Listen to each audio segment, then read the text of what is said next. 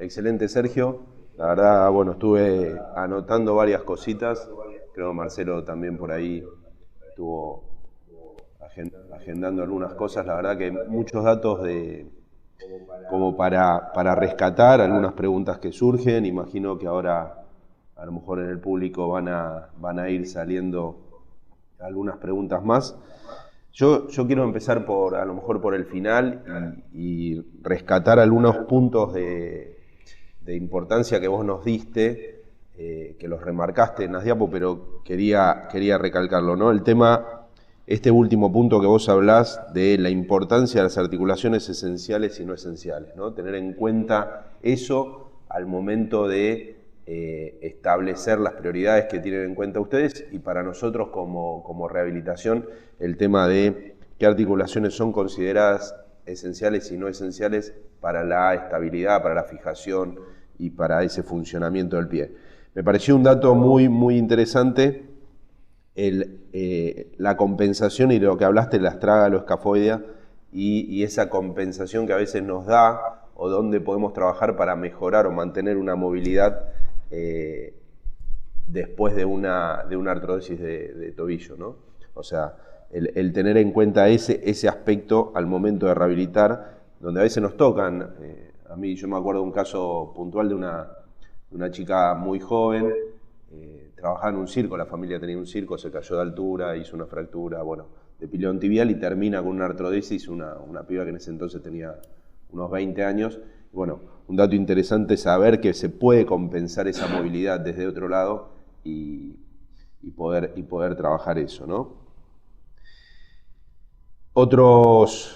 Después tengo algunas preguntas, ¿sí? Pero también la importancia de la fijación de la base del segundo metatarsiano que hablaste al mirar las radiografías.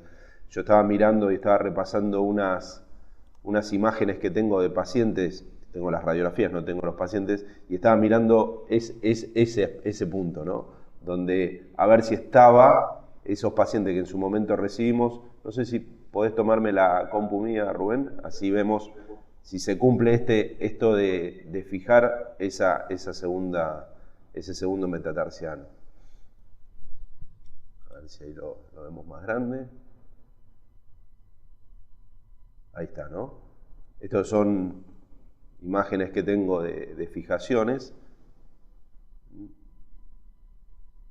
A ver si ahí está. ¿Sí? Donde una secuela, este fue un paciente que tuvo un accidente en moto, como vos decías. Además del accidente se le clavó se clavó un destornillador o algo en el pie, o sea, hizo una lesión importante, y bueno, y así fue como lo recibimos en aquel entonces, ¿no? Con esta fijación, que bueno, dentro de todo pareciera, como vos decías, que ahí fija ese segundo metatarsiano, aunque no fijó los 3 rayos como vos marcaste, o sea, una fijación totalmente distinta a la que vos marcaste. Es que por ahí no hacía falta. Probablemente haya sido esta una oculta inestable, y con la fijación de la base del segundo a la primer cuña es suficiente. O sea, un tornillo es insuficiente. Muchas veces el tema de cerrar la primera y la segunda columna, en este caso está muy bien, de primer cuña a segunda cuña, de base de segundo, si bien es lo que decía, habitualmente lo ponen así porque es más fácil, sí. Quizás. Y lo único que yo, quizás el tercer tornillo, que sería ese, no lo veo muy útil, porque no toma, si hubiera querido fijar la estabilidad de la base de la primer cuña, lo hubiera puesto longitudinal, o sea, de base de primero a primer cuña longitudinal. Más en este sentido. En ese sentido. Me hubiera gustado más por ahí ese, pero evidentemente está bien reducido y se lo ve estable eso. Está bien. Pero esta seguramente debe haber sido una oculta inestable. Ahí es otra vista del mismo paciente, y ahora creo que, bueno, ahí es también perfil. Y ahora este otro que tiene este tipo de fijación, que es parecido al anterior, pero no sé si cumple. Ese, sí, lo mismo, el mismo criterio. Usó tornillos worm, que se llaman, que son tornillos gusano, el nombre, porque tienen la capacidad, ese tipo de tornillos, ustedes se fijan, son cónicos y son canulados. O sea, seguramente pusieron una clavija, vieron que la dirección estaba bien y a través de la clavija, el tornillo canulado, hicieron la fijación. La clavija sirve guía. La clavija es una clavija guía, sí, es muy útil, los tornillos canulados son muy útiles. Últimamente se están utilizando bastante los worm. ¿Cuál es quizás la desventaja del worm? Que yo no quisiera sacarlos. Yo no quisiera tener que ir a sacarlos. No los encontrás. Claro, eso. No los encontrás. Queda como más metido, más enterrado. Están perdidos, sí, están perdidos en el hueso. Bueno, y ahí otra vista de la misma imagen, ¿sí? Bien. Bueno, como para ver si recibimos algo distinto, también tener esos parámetros, ¿no? O sea, si son si están dentro de lo que más o menos hablábamos de estabilidad o no. Bueno, acá no sé si hay una pregunta, ¿sí? Con respecto, no sé, Marcelo, si tenés vos alguna consulta o algo. Sí, yo primero un comentario a Sergio. Cuando vos decías la carga, sí, ¿no? Ese estímulo que hay que dar a la planta, nosotros ya hace muchos años, y esto es como el palito del hombro, y seguimos recalcándolo, el tema de las balanzas. Sí. Nosotros hacemos un ejercicio que es muy sencillo, Sergio, que es con un rodillo, estimular, pero lo hacemos arriba de una balanza. El paciente es sentado, entonces convenimos con el médico y le decimos, mira, ¿puede cargar 5 kilos, 10 kilos pesos, que no es nada, en 80 kilos, ¿sí? De acuerdo al peso del paciente? Entonces, ya le podemos dar un pequeño estímulo de carga que no lesiona la articulación, ¿no? El uso nosotros de las balanzas para la descarga parcial total nos viene, muy bien. De hecho, yendo a esto a lo que va Marcelo, hemos comprobado que a veces sentamos los pacientes en las pelotas de Bobat y los hacemos simplemente amacarse, para adelante, para atrás, y eso, la carga en el pie, poniéndole balanzas y controlando, es ínfima. No excedió nunca más de 5 kilos, porque el paciente quiere, y entonces totalmente seguro. Le damos por transferencia una movilidad y está recibiendo un estímulo propioceptivo que mejora lo que... Pensando, Sergio, que el pie, el tobillo, la gran función que tiene en el ser humano es en cadena cerrada. O sea, todo muy lindo como ver el pie en cadena abierta, en el aire, pero yo quiero rehabilitar al paciente para que lo labure en cadena cerrada. Entonces, cuanto más podemos cerrar la cadena con seguridad, y la balanza nos objetiva la carga, ¿sí? Nos da un margen de maniobra. Es que yo creo que si nosotros pensamos por ahí la charla del año pasado, no sé si se acuerdan que hablamos de fascitis plantar y todo, o sea, si uno deja de mover, deja de utilizar, la fractura por ahí queda muy linda radiográficamente, pero después la rigidez que quedan en todas las partes blandas es tan grande que es muy difícil volver a recuperar la marcha. Yo muchas veces anoto, cuando pido kinesio, es rehabilitación de marcha con cadencia de paso, porque frecuentemente el paciente viene y uno ve que tiene marcha de 3 puntos de un lado y 2 del otro. Entonces le cuesta, claro, que pasa que en este tipo de fracturas que son de larga rehabilitación, que está mucho tiempo sin cargar, el tema de la rigidez de la fascia plantar y el componente de Aquileo, Solio, es muy grande, y entonces cuesta muchísimo rehabilitar. Y sobre todo, yo creo que no sé si hablamos alguna vez de alus rígidos. Sí. O sea, que el problema a veces que a uno le cuesta, porque el paciente generalmente, cuando me voy un poco del tema, pero cuando es difícil convencerlo al paciente que se opere de un alus rígidos en un estadio 2. No, pero ¿por qué? Porque todavía en el estadio 2 camina, va, viene, tiene alguna molestia y todo. Pero es difícil hacerle entender que el sesamoideo, que es esa polea que le permite... Cuando llega a un grado 3, está rígido y no hay forma de recuperar la movilidad del dedo gordo, o sea, como que va a volver a lesionarse. ¿Por qué? Porque impacta... Por más que uno le saca una porción dorsal del hallux, cuando hace la flexión de la falange, digamos la extensión de la falange, hace nuevamente el impacto contra lo que queda de la cabeza. ¿Por qué? Porque el sesamoideo no funciona, porque el sesamoideo ya hizo una artrosis y se rompió esa cadena que tiene que ver con el tendón flexor del dedo gordo, donde el sesamoideo está fundido adentro del tendón. Entonces, si uno no tiene en cuenta, cuando opera en la rehabilitación, las partes blandas estamos liquidados. Y Sergio, parece que estamos en sintonía como las novelas. Esto que vos dijiste del estímulo del pie, nosotros colegas sabemos que en el cuerpo tenemos 3 grandes grupos de propioceptores: los vestibulares, los cervicales, de los músculos cortos cervicales, y los varoreceptores plantares. Si no estimulamos esos varoreceptores plantares, empezamos a perder propiocepción, empezamos a perder aferencias, el sistema autónomo se empieza a enojar, y ahí va otra pregunta que te quiero hacer, Sergio, de emplea 2. Una es, ¿cómo es tu experiencia en este tipo de cirugías, más allá de las de todo el pie, que ya lo hablamos, y la distrofia simpático refleja, llegado momento el riesgo de SUDEC, el síndrome de dolor regional complejo, o lo ves más en el tobillo eso? No, y considerando también a veces esta persistencia de edema del que hablabas, ¿no? en estos pacientes. ¿En tu casuística has tenido por este tipo de...? En algún momento por ahí, no sé si lo comenté, yo creo que por ahí lo habíamos hablado, que esto lo hablo mucho con los pacientes con los esguinces, que el tobillo es una articulación que tiene doble comando. Tiene un comando mecánico y otro propioceptivo.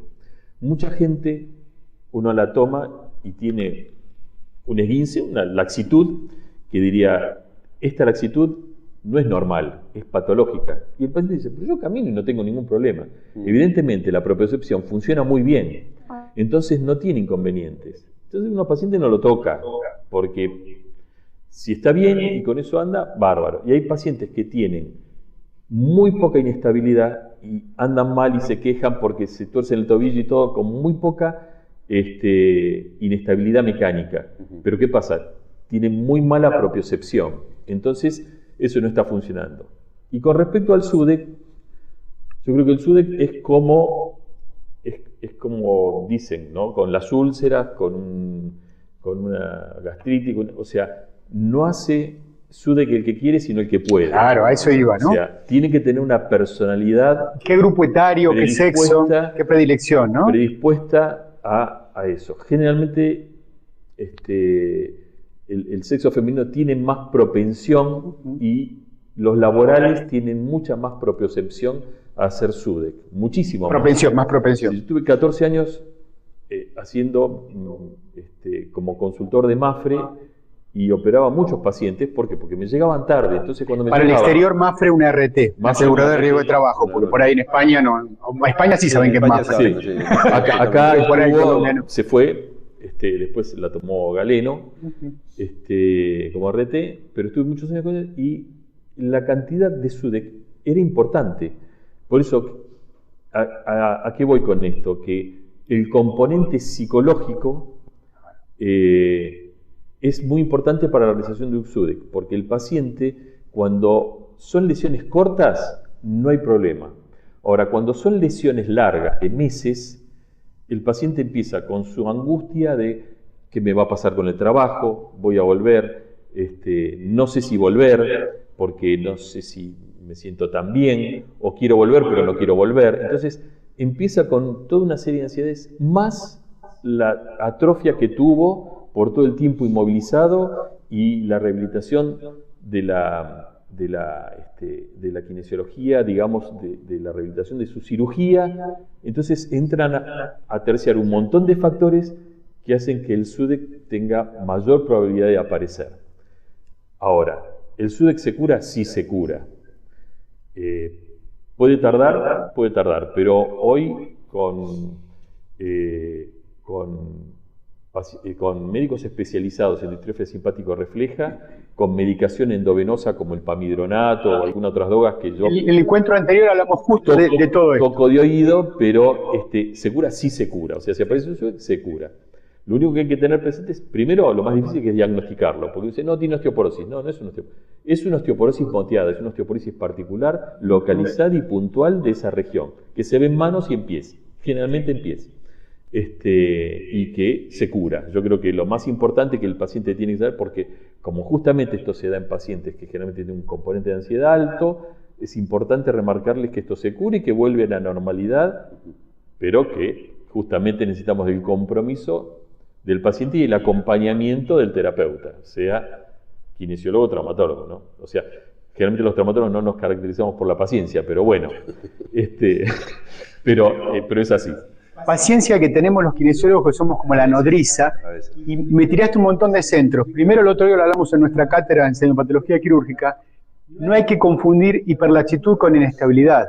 Una persona hiperlaxa, pero con buena propiocepción y buena coordinación, no es una persona inestable. Exactamente. No confundirlo. Recordemos también de la clase pasada, colegas, la tríada de la DCR. Como dice Sergio, personalidad proclive, ¿sí? La disfunción que puede tener la persona del autónomo y el estímulo doloroso. ¿A qué vamos con eso? En esos pacientes, nosotros sabemos que tenemos que ir despacito con los ejercicios de rehabilitación, porque como le digo a mis alumnos, ese pie se enoja fácil. Aquí te mecho algo. Dale. Que es una trampa. El SUDEC tiene una trampa que duele y entonces el paciente se retrae. Peor, claro. Duele, ejercitarlo más y más y más. O sea, darle más movilidad, porque así va a salir. Ahora, claro, si duele y no lo mueve, entra en un círculo vicioso. Exactamente. Hacia un pozo. Entonces, por más que duela, que lo mueva, porque lo que lo va a sacar adelante es la movilidad. Claro. No, el tema es la dosis del movimiento, porque si lo paliceo... Por ahí sin carga. O sea, claro, ahí estamos. Exactamente. Y ahí volvemos a las balanzas. Pero sin no dejar de estimular. Pero sin movilizarlo. Exactamente. Una otra pregunta más. La literatura habla de un porcentaje bajo, pero hay, te pregunto si has tenido, de síndromes compartimentales. Son bajos, son muy bajos, ¿no? No es para que nosotros nos preocupemos. Muy bajos. No tenemos señal de alarma a los kinesiólogos de eso. En su momento, Smith & Nephew, que es una marca comercial, sacó un presurómetro con una aguja para introducirla en los compartimentos para ver cuándo había que hacer. Era complicado, tenés que tener uno en cada guardia, carísimo. Me acuerdo de los papers, o sea, que estuvo de moda. Sí, la me acuerdo clínica es soberana, tumefacción importante, dolor a la compresión mínima o una pequeña compresión que no se relaciona con el dolor. Uno tiene que abrir los compartimentos. Y volviendo, ¿no? Esto de que kinesiólogo como segunda barrera diagnóstica y que estamos más tiempo con el paciente y más veces, ser el kinesiólogo el que tenga la sospecha, no diagnostica nada, pero decirle, mira, ¿por qué no volvemos al traumatólogo? Porque hay un perfume a distrofia simpática dando vuelta y el control y a lo mejor el corticoides a tiempo, ¿no? Que a veces como el chirlo, ¿no? A tiempo. Sí, y directamente con nombre y apellido. ¿Por qué no le preguntás al traumatólogo si le parece tal cosa, con nombre y apellido? Porque a veces, ¿qué pasa? Hay pacientes y pacientes. Y hay pacientes que uno ya lo ve en la lista, y dice, no, ¿viste? Y bueno, como para que no se pase por alto, porque a veces si uno no le dice puntualmente qué, medio como que por ahí lo pasan por alto, ¿no? Que no sea como el cuento del lobo, ¿no? En nuestro hospital lo bueno es que vamos nosotros. Me duele, hablamos con los traumatólogos. Bueno, a veces duele y es real y hay que darle bolilla, ¿no? Creo que hay preguntas, ¿no? Hay unas 3 preguntas, así que si querés damos lugar a la primera. Bueno, ahí está puesta en pantalla. Consulta el colega si recomendás el uso de plantillas o es recomendable el uso de plantillas. Yo siempre digo que las plantillas son un préstamo y los préstamos se pagan con intereses. Yo lo que trato de estimular, yo no soy pro plantilla, no me gustan las plantillas, salvo que sean necesarias. Yo lo que les trato de inculcar al paciente y le enseño para que haga masaje en lo que llama talón anterior y talón posterior, y algo que realmente, esto sí es palo para ustedes, palo completo, y en la fascitis plantar yo les enseño a hacer un masaje en la fascia plantar. Y a veces lo he charlado con los kinesiólogos que estamos, y ellos me dicen, mira, no le puedo hacer ese masaje, porque es un masaje que se hace con mucha fuerza. Si yo le hago ese masaje al paciente con la fuerza que vos me pedís, me quedo sin manos para los próximos pacientes. Y tienen razón en eso, porque es un masaje que en realidad, voy a tratar, no sé si va a salir. No sale. Bueno, pero es un masaje donde al paciente le pido que haga 5 minutos de baño de agua tibia, mueva los dedos, se seque, deje que se oree bien la piel, que quede seca, y después que se siente más alto que la persona que le va a hacer el masaje. Con la rodilla flexionada y el pie flojo, pierna derecha con pierna derecha del que hace el masaje, Y el que hace masaje lleva los dedos en extensión para tensar la fascia plantar. Sí. Con estos dedos, segundo y tercero, se hace firme en el talón y ustedes van a ver que la eminencia tenar hace contacto directo y calza perfecto en el arco del pie. Entonces, cuando el que hace el masaje, con una mano lleva los dedos para arriba para tensar la fascia plantar, con la otra se hace firme en el talón y con la eminencia tenar hace tracción hacia abajo, elonga la fascia plantar. Una elongación de fascia. A mí no me gusta el rodillito, la pelotita y todo eso. ¿Por qué? Porque en realidad no elonga la fascia. O sea, lo que hace es un masaje, pero no elonga la fascia. Sí.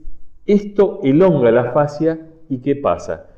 Generalmente la tensión o el dolor se concentra en el talón, porque evidentemente la fascia se divide en 5 y distribuye la fuerza, pero se concentra en el talón. Entonces, con ese masaje lo que uno hace es traccionar y relajar la fascia. Y generalmente tengo buenos resultados con eso. Y lo otro que les digo es que cuando caminen, se coloquen una tela adhesiva que sale, una hipoalergénica que sale desde la punta del maléolo tibial, pega la vuelta a tensión por la planta y va hacia arriba. Y que nunca se cierren las dos puntas de la tela adhesiva para no estrangular el pie. ¿Y esa qué función tiene? Si ustedes ven las fascias elongadas, si ustedes le ponen un taping o algo así, lo que hacen es un reductor de presión o de tensión para que la fuerza no llegue al talón, que es lo mismo que utilizan los tenistas a nivel de los epicondilios para reducir la tensión. Y generalmente eso, si lo hacen todos los días, como les pido, 5 minutos de baño de agua tibia, 5 minutos de secado y espera, y 2 minutos de masaje, porque si no el marido, padre, hijo, lo que fuera, al tercer día los abandona. Si lo hacen 3-4 semanas, tengo muy buenos resultados con la fascitis plantar. He tenido como casos que son rebeldes, que no lo pueden hacer. Mucha gente que me dice, vivo sola, bueno, lo lamento, ¿viste? Y termina en una infiltración, que le hago una infiltración. Pero a lo que voy de la plantilla, para terminar, porque me fui por la rama, pero es masaje en el talón, masaje con los 2 dedos en forma circular, en sentido contrario con los pulgares en la almohadilla, y generalmente con eso andan bien. Si no funciona, obviamente le pongo plantilla. Quiero aclarar una cosa, está muy bueno este intercambio. El masaje que vos decís es efectivo, pero la evidencia mostró que no es porque estiremos algo. Hay trabajos biomecánicos que se hicieron justo en fascia plantar y en tensor de la fascia lata, que para poder estirar mecánicamente esas fascias hay que realizar entre 700 y 900 kilos fuerza.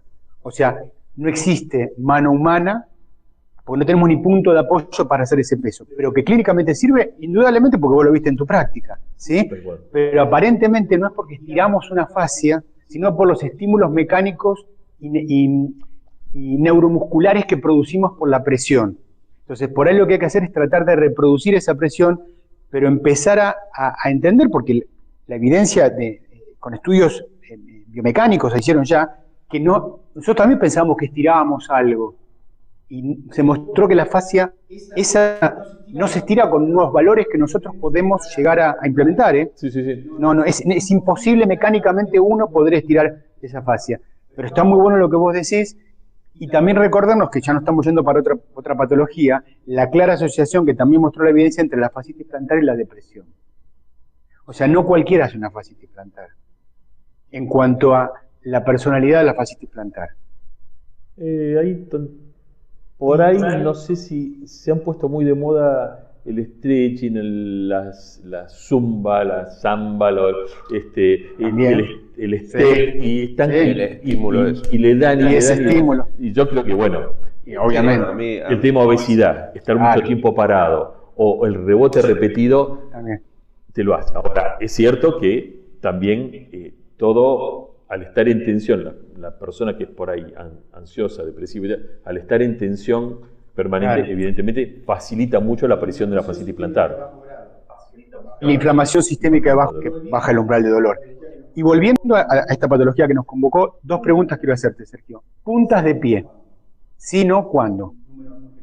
Números muy generales. En la parte final de la rehabilitación. En liso. Igual hay una pregunta. O sea, el paciente puede volver a correr. Sí, seguro. Sí. Perfecto. Bien. Esa es una pregunta. Otra pregunta al público. Sí, tenemos varias. Acá Laureano nos está preguntando el tema de correr. Pregunta 4 meses, y más o menos sería, ¿no? Sí. Alrededor de esos tiempos. Después del tercer mes. Si puede fallar, vamos a verlo después en Y una deportes charla. de no contacto entre 6 y de contacto 12 meses. Sí. ¿Está bien? Serían Está bien, esos está perfecto. Los tiempos están perfectos. Esos serían Sí, los sí, tiempos está que se perfecto. manejan. Que son los tiempos de libro, digamos, ¿no? Después cada Son los paciente es tiempos un mundo. Hay pacientes que yo generalmente trato de tirarle los tiempos más largos. Si después se puede acortar, mejor. Pero el paciente tiene una ansiedad en volver y entonces no conviene darle los tiempos menores. Siempre darle los tiempos mayores. Claro, Y Sergio. después el paciente responde bien, venís bien, o sea, estimularlo, y cuando uno puede dejarlo hacer algún ejercicio antes, mejor. Siempre digo yo, a mí los tiempos del protocolo me marcan hasta cuándo no puedo hacer algo. Si toma más tiempo no hay problema, pero hasta cuándo no puedo hacer algo, para no lastimar al paciente, ¿no? Antes de ir a esta de Gabriela, había una de Mónica que pregunta si podrías repetir, porque hicimos hincapié en lo que son las articulaciones esenciales y no esenciales. Lo está preguntando y le vamos a dar una mano porque es pregunta del examen. Sí, por supuesto. Están dentro de las preguntas de examen, así que vamos. Las articulaciones a refrescar. estables, las rígidas, las que dan rigidez al pie, son las no esenciales, que es primer cuña, base de primer metatarsiano, segunda cuña, base de segundo metatarsiano, tercer cuña, base de tercer metatarsiano. Esas son las que uno puede fijar y no vas a perder movilidad en el pie. Mientras que las esenciales son básicamente la astrágalo-escafoidea, que es donde gira o donde hace el movimiento del pie, y la subastragalina, que es la que maneja la adaptación en un piso irregular. Por ejemplo, alguien que tiene afectada la subastragalina en un piso parejo no va a tener alteración, no va a tener problema. Pero si camina en un empedrado, va a tener inconveniente. Y justamente ahí trabaja junto la subastragalina con la astrágalo-escafoidea, que es la que manejan las rotaciones y balance del pie. Muy bien. Pregunta, anótenla, porque esta, ya les digo, son 2 preguntas del examen. Vamos a la pregunta de Gabriela, perdón, que decía el pie, la siguiente, la que hablaba de evitar el pie en equino al dormir, si eso relajaría la fascia plantar, en estos casos. No es que, o sea, lo que pasa es que es contraproducente, porque vos tenés el pie en esa posición, pero vos no te olvides que es el complejo aquilio-sóleo. Vos tenés un acortamiento del Aquiles, que cuando quieras pisar vas a tener dolor hasta que das 4 o 5 pasos, calienta un poco, se elonga y después podés salir. Si esto se hace crónico, ya después se va a complicar. O sea que, esto es una balanza. Si vos le das a uno, le quitas a otro. Claro. Entonces, y como la balanza trabaja con los 2 brazos, vos podés relajar la fascia, pero relajás el Aquiles. Cuando el Aquiles tiene que volver a trabajar, está tenso y no le da el rango de movimiento. O sea que no es negocio. Pregunta rápida, Pablo, ¿qué es menos malo? ¿Un paciente con fractura del isfran, con pie plano o pie cabo? ¿O es irrelevante? En realidad, el paciente con pie cabo ya tiene un problema. Claro. Un pie plano no es doloroso, un pie cabo sí es doloroso. O sea, el paciente con pie cabo ya tiene un problema. Bien. De hecho vos en una de las diapos haces un comentario del pie cabo donde el acortamiento... A eso iba. A un acortamiento exagerado te llevaría a un pie cabo, que sería una reducción. ¿A qué viene esta pregunta? Uno cuando trabaja el pie, ¿sí? Con un montón de patologías, esta es uno trabaja lo que llama el core del pie, ¿sí? Con ejercicios de short foot y acortar, sobre todo en pacientes que tienen pie plano, ¿sí? Tampoco tenemos que pasarnos de rosca entonces para no producir nosotros un cabo. No vas a producir un cabo. Bien, No vas a producir ahí un está, cabo. a eso quería llegar. No hay riesgo. Hagamos los ejercicios. No es patológico. Bien. El pie plano no es patológico. Ahí está. Eso es otra cosa. O sea, nosotros durante mucho tiempo dijimos el pie plano es patológico. El pie plano no es patológico. Lo que uno tiene que fijarse es ver al paciente de atrás cómo está el retropié. Si el retropié está alineado, si el Aquiles baja derecho y el talón está alineado, no es patológico. Ahora, si es un pie plano con un retropié valgo, Claro. ese sí es patológico. Claro, con un tibial posterior menos 10 más o menos. Tal cual. O un chico que Claro. no tenga problema del tibial Claro. posterior, pero que tenga un valgo de retropié. Para recordar, el ángulo de Helbling. Sí, Bien. justamente. Después preguntan si podés repetir el cómo pones el estribo del maleolo tibial hacia el pie, cómo lo harías. Es medio difícil. Bueno, pero ustedes... Sale del maleolo tibial. Ustedes A ver, un acercamiento tengan lo idea que mejor este es el posible. pie de perfil. Sí, Desde la punta del maleolo tibial ponen una tela adhesiva, sí, a la planta. pasan por debajo de la planta, lo ponen a tensión y pasan por delante del maleolo peroneo Ahí está, hasta digamos, la mitad del tobillo. está bien. O sea, que nunca llegue a cerrarse la punta del maleolo tibial Está bien. con la mitad del tobillo, porque si no me estrangulan el pie y hacen un edema. No, está bien. Entonces lo importante es que cuando ustedes lo pasan, tensen abajo para que, ¿qué pasa? Que la fascia plantar que está así haga esto, o sea, tenga esa impronta como Bien. que es como un reductor de tensión. Listo. ¿Está relacionado eso con el eje de Henke? ¿Notaste? Ah, bien. El eje de la pronosupinación del pie. No. Bien. No le veo porque ese taping, si querés, no altera el tema de La inversión y eversión. subastragalina. Perfecto. altera la subastragalina. No cambia la función. No cambia la función de la subastragalina. Bien. Después hay un comentario de una colega de Mar del Plata que dice que, bueno, las plantillas podrían, o sea, ella aportando desde su perspectiva, donde dice que podrían ayudar en descargas funcionales temporales para después ir sacando y retirando después con la evolución, ¿no? Y después no sé si hay más. Mi experiencia es que cuando tienen plantillas no se las sacan. Sí, ahora después creo que en el caso después Rodrigo. Vamos a ver, habla Rodrigo. de, Sí, de la carga. yo y plantillas. abono algunas cosas que vos decís, Sergio, que es como las tobilleras, las muñequeras, algo que cumple la función de un músculo. El músculo se lava las manos, de un tendón, sí, pero hay momentos como claramente que una ayuda viene bien. Mucha gente me pregunta, ¿puedo usar tobillera? Entonces yo le digo, mira, no te va a hacer nada. Si te vas a torcer con tobillera, sin tobillera. Pero si a vos te da seguridad, al principio usala, hasta que la vayas dejando.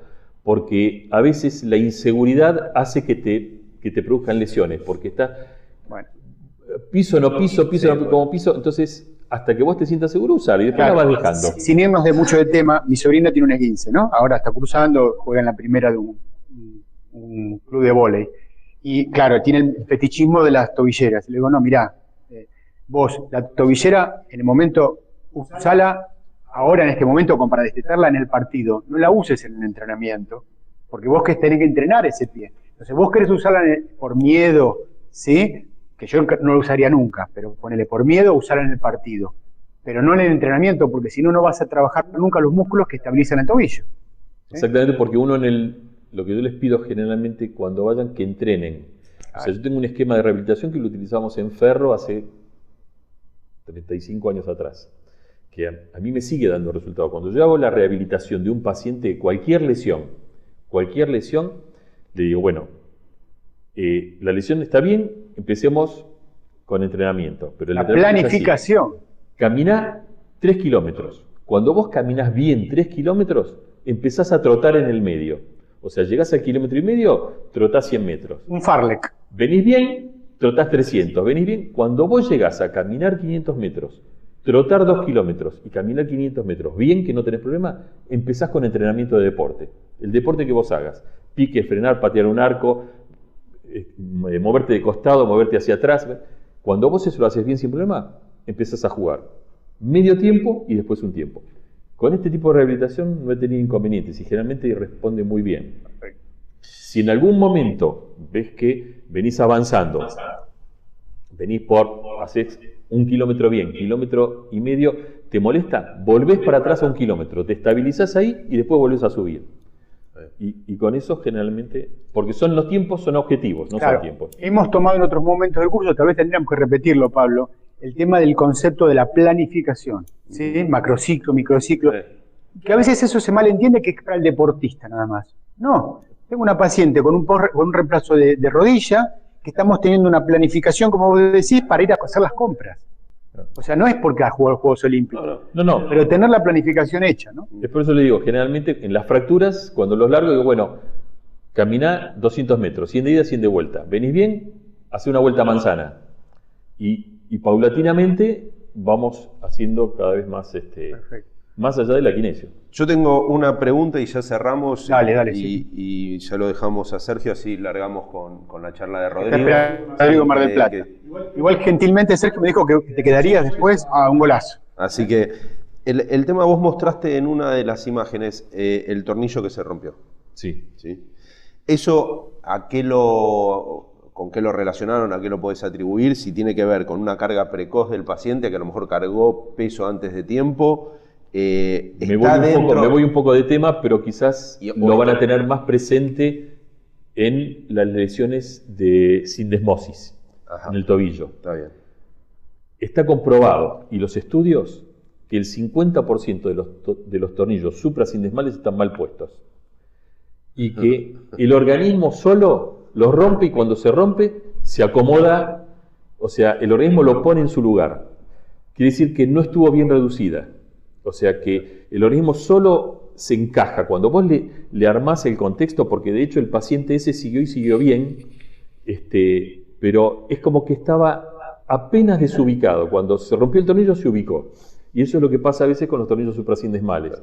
¿Por qué se rompen? Porque no están encajando, quizás no están encajando en lo que es la escotadura tibial y el maleolo peroneo. Están un poquito desfasados. Está forzada. Entonces, cuando se rompe el tornillo, se ubica solo el peroneo. Bueno, en este caso pasó lo mismo. Está bien. Perfecto. Era eso la pregunta. Y después, bueno, quedó esto de osteotomías percutáneas, que, bueno, un dato muy interesante. Me parece tema para el año que viene. Bueno, me ganaste de mano porque iba a decir, nos íbamos a poner a buscar un poquito sobre esto y creo que sería un buen tema para que nos cuentes el año que viene. Tiene como todo, tiene su lugar. Uno cuando hay cosas nuevas o hay piensan, los que lo llevan adelante piensan, esto es la solución para todo. Bueno, yo te iba a decir eso, ¿no? Después decanta Exactamente. Y encuentra su indicación. Por eso me parece que vos sos una persona ideal, porque vos tenés una personalidad, exactamente, que no va a ir corriendo atrás de una zanahoria nueva. Ejemplo, y obviamente hay que tener en cuenta las casas comerciales que están atrás de todo esto, pero el clavo de Kuncher tenía su indicación para fractura tibia. Después empezaron que lo fijamos abajo, lo fijamos arriba, después que le ponemos aleta, después que esto, y el clavo de Kuncher sirve para todo. No sirve para todo. Tiene una indicación precisa y... Bueno, pero está bueno... Porque si es algo que empieza como vos decís, empieza a estar más presente y empieza a estar más en boga. Que ya, como dices, ¿cuánto van? ¿3, 4 años? No, la mínima invasiva. La percutánea. La MIPO sí tiene más. Sí, tiene más. Y yo creo que, no sé, pero si ustedes hacen una encuesta, ¿cuántos kinesiólogos han recibido posoperatorios de cirugías percutáneas? Sí. Nosotros tenemos por ahí de Alux. Y es una característica, claro, pero es una característica que los dedos menores son dolorosos durante bastante tiempo. Sí, me ha pasado con un paciente. Porque es un callo de movilidad, no es un callo de reparación firme como cuando uno lo hace con un tornillo que repara con el callo mínimo. Como es un callo de movilidad, es un callo exuberante, es un callo grande, e inclusive, si se trabajó mucho, hay detritus, hay acerrín de hueso, eso después se osifica y a veces queda. Entonces son cosas que hay que tener en cuenta, pero sí, en algún momento se charla, porque si no nos vamos por... El año que viene. En Mar del Plata, si no nos van a matar. En Mar del Plata nos está esperando Rodrigo.